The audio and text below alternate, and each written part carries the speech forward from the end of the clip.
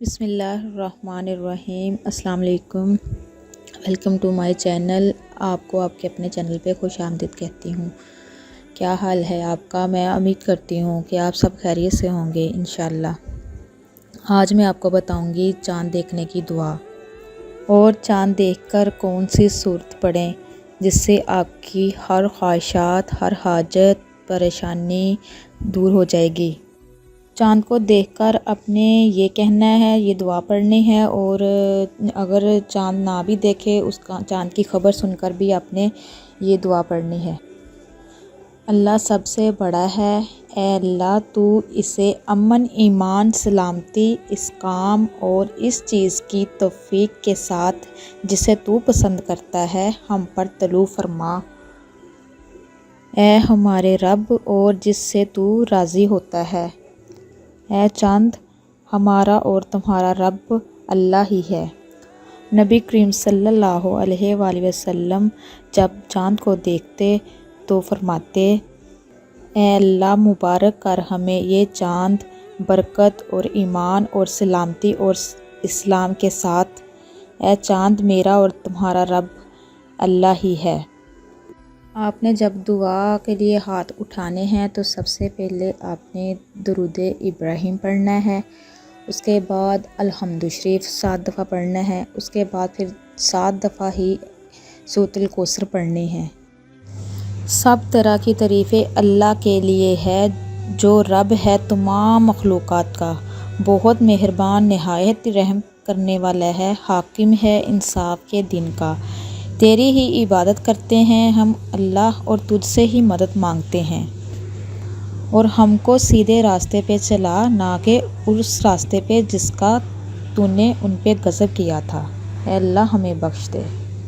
آپ نے سورۃ فاتحہ اور 7 دفعہ سورۃ کوثر پڑھنے کے بعد پھر آپ نے 7 دفعہ درود شریف پڑھنا ہے، پھر دعا کرنی ہے کہ یا اللہ پاک ہم پہ رحم فرما، یا اللہ پاک اس رمضان المبارک مہینے کو ہمارے لیے خوشیوں کا مہینہ بنا دے، یا اللہ اس رمضان المبارک کو ہمارے لیے رحمتوں کا مہینہ بنا دے، یا اللہ اس رمضان المبارک میں ہمیں عبادت کرنے کی توفیق عطا فرما دے، یا اللہ پاک ہماری پریشانیاں دور فرما دے، یا اللہ پاک جتنے بیمار ہیں اللہ پاک ان سب کو صحت کاملہ والی زندگی عطا فرما دے، یا اللہ پاک جتنے پریشان اللہ پاک ان سب کی پریشانیاں دور فرما دے، یا اللہ پاک تو رحیم ہے، تو کریم ہے، تو سمیع علیم ہے، اللہ تو ہی سننے والا ہے، ہماری التجا سن لے، یا اللہ پاک جتنے بے بس ہے اللہ پاک سب کی مدد فرما دے، یا اللہ جتنے بے روزگار ہے اللہ پاک اس